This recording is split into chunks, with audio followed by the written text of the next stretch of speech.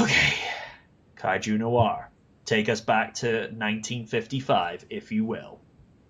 All right, I think that's probably going to involve me singing some singing some Huey Lewis in the News, but all right. No, Sweet. I'm not going to do that. What is there to say about one of the greatest sci-fi adventure comedies of all time? Do I start with the brilliant cast that brings every character to life in the most memorable way possible? Do I talk about how the writing is still just as fresh and hilarious as it was 30 years ago? Should I even comment on how the premise of a boy going to the past and accidentally making his mom fall in love with him is just as shocking and original to new audiences? Seriously, though, I actually showed this film to my younger cousins a couple years back, and that alone got a big reaction out of them. Well, all I can say is that it's a film that's so simple yet so genius. Much like the lightning that struck the Hill Valley clock tower, this is the truest definition of lightning in a bottle.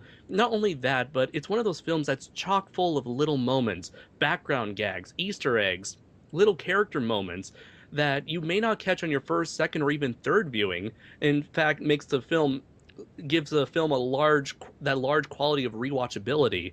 In fact, one thing I have to give credit to upon my latest viewing of the film is how the first act brilliantly hides a surprising amount of exposition in the form of dialogue that's simply there to establish who these characters are and as well as the setting of Hill Valley, California.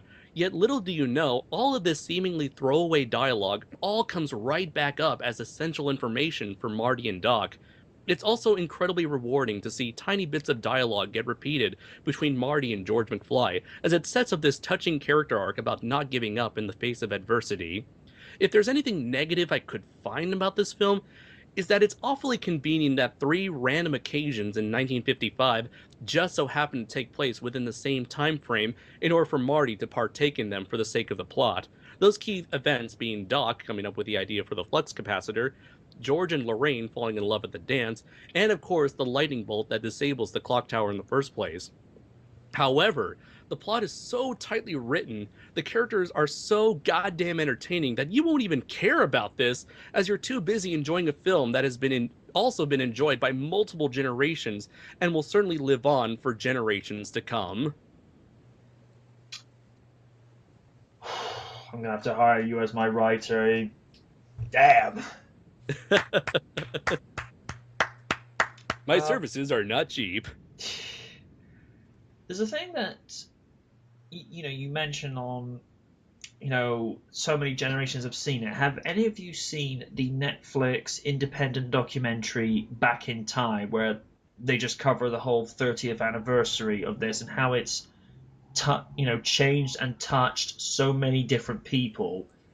Um, Bob Gale actually goes to say, kids saw this back in the day, and they show it to their kids. It just keeps on going. Um, Mhm. they actually show one little segment of the documentary where this couple actually gets engaged while the guy who plays Marvin Berry is singing Earth Angel as he got on one knee. Aww. Wow, that's incredibly touching. Another one. One guy was diagnosed with cancer, and he Aw. pretty much thought he was done. They maxed out a credit card on a DeLorean, turned it into a time machine DeLorean, but he got so much better that he kind of felt he had this purpose to live through. He actually takes that DeLorean with his wife around the country working for Michael J. Fox's charity. Wow. Yeah, Hmm. that's so wonderful. Yeah. It's just, you know, the one movie with a very simple Hmm. story, but as you mentioned, so well done. It inspired so many people and changed their lives that they look at this and think, wow. You know, and and of course, one line that we all like to keep hearing quoted, Mayor. I love that line. I think he said in the documentary if he could have like a dollar for every time somebody asked him to do that, he'd be rich by now. Oh dear. But yeah, if you haven't seen it on Netflix, do give it a do give it a look. So worth watching. And as Nick pointed out, Adam F. Goldberg, was in fact in that documentary as well. Um, all that's left for this one is just for the passionate Duran to give his piece. Okay, first of all, I think this is probably the greatest trilogy that has ever been released, in my opinion. I mean, these movies were so ahead of its time. I mean, if you look at the movies today, you could have sworn it was released today. Yep. You know, I mean, just the way the movie starts, the opening scenes with all the clocks. That's quite something. I mean, Maury using his guitar to blow up the big speaker. I just couldn't stop laughing, you know. I mean, Yeah. introduction of the DeLorean Doc, and when he uses Einstein to test the DeLorean coming back, that was very good. Did you guys know that when Einstein is in the car, I heard this on the documentary, it is actually a real life man in a dog suit. Wait, what? Really? Yeah. I did not know that. Hmm. And You learn something new every day. Yeah, Eric Stoltz is in fact actually in the movie. Yes, I know which one you're talking about. It's the where Biff gets punched and it's No, little thing. that's one of them. Yeah, because the scene where Biff is punched, because they reshot that scene with Michael, and you can actually see where the bags are actually under Tom F. Wilson's eyes. Yet the shot that Eric Stoltzfus comes in, he actually looks a lot more awake and not necessarily slightly extra weight, but where he's done the extra 5 weeks of shooting, he's actually lost some weight. Where Michael's done his reshoots, you do actually see these little differences. And the other one I've heard is where you see Marty diving into the DeLorean at the beginning of the movie. Evidently, that is still Eric Stoltz. Yeah, that was just what I wanted to say as well. Sorry, dude, my bad. No, it's okay. I mean, just the introduction to the young Biff and young George, you know, Lorraine and her family. When Maury goes search for Doc in his younger years. I thought the scene where Maury tries to convince George to go out with Lorraine, but then George is sleeping, and then Maury puts that Van Halen cassette in the cassette player. Greetings, Earthling. I am Darth Vader from the planet Vulcan. I thought that was hilarious. I mean, two different genres, you know? Star Wars, Star Trek. Yeah. In the same sentence. It pays to have future knowledge. Yes, it does. I mean, the whole car chase in Hill Valley up to where the manure falls on Biff and he's going, oh man, that was so hilarious, you know? It becomes somewhat of a running gag throughout the series. Yep. I hate my DeLorean. Yeah, it's number 2 and number 3 as well, yeah. Yep. I mean, and I don't know if you guys know this. This is probably not new knowledge, but the skateboarding was actually done by a professional skateboarder. I have read this. Makes sense. And obviously the sequence going back to 1985 is very good. And what finished the movie off for me very well is the first one is the fact that the car is flying now, you know? Yeah. And Claudia Wells playing Jennifer.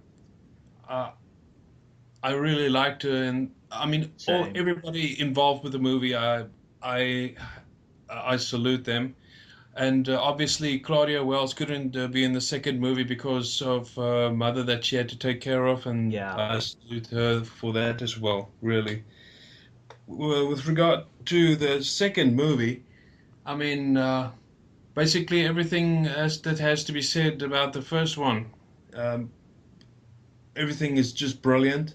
Knight Rider 2000 car makes an appearance. I don't know if you guys know that. It's in the Oh, background somewhere. that's not really. That's not KIF. That's actually a Dodge Probe or whatever it is. Dodge Stealth prototype. Okay. Talk about Back to the Future 2? Yeah, number 2, yeah. Yeah, that's not KIF. That's just a that's just a Dodge Banshee, whatever it is. That's not Okay. the same car.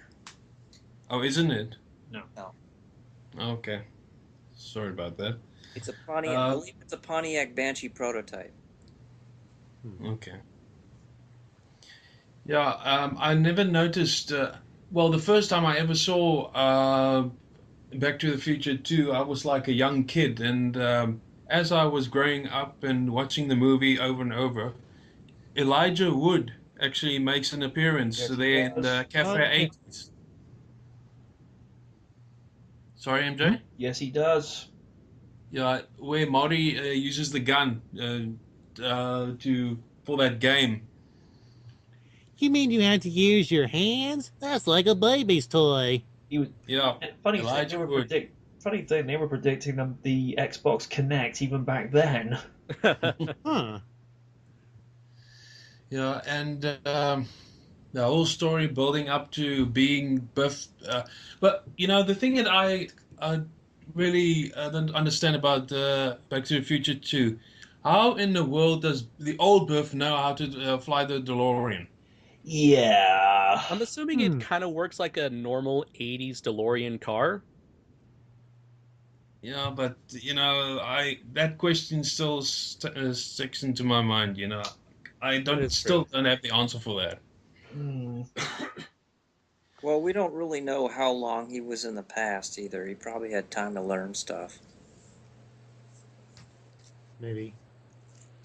Yeah, and okay, going back to 1955 and stopping Biff from getting the almanac, and obviously at the end we see Doc being the DeLorean being struck by lightning, and Marty receiving a letter from 1885, and then Marty goes back to meet the current 1955 Doc. I mean, Yep. I can go on and on. The movie's just brilliant, you know. Everything is just brilliant. And I actually saw, Nick, obviously you have experienced this as well. I absolutely enjoyed the Back to the Future ride when it was still in Universal Studios. Sure. And I don't know if you guys seen this on the 21st this year when they reunited the cast for on the 21st October 2015. I saw the appearance that Michael J. Fox and Christopher Lloyd made on the Jimmy Kimmel show. Did Yeah. anybody see that? Oh yeah, I did. Oh, I missed it. That was great, except for Jimmy Kimmel. I don't like him for some reason. Yeah, you can just type in Jimmy Kimmel and Back to the Future, and it's on YouTube. Oh yeah. And I watched also the interviews of the Today exclusive with Michael, Christopher, and Leah Thompson. Yeah, and it's such a great way just to honor Back to the Future again, you know? Yep. And yeah, I obviously have my own Back to the Future toy, DeLorean. Yeah, and that's about it. Thanks, Tim. I have the 143 Hot Wheels Elite with Mr. Fusion, and it's quite a gorgeous car. I suggest you pick one up if you can. They're relatively cheap. Yep. Really nice model. Even Michael was very impressed by it.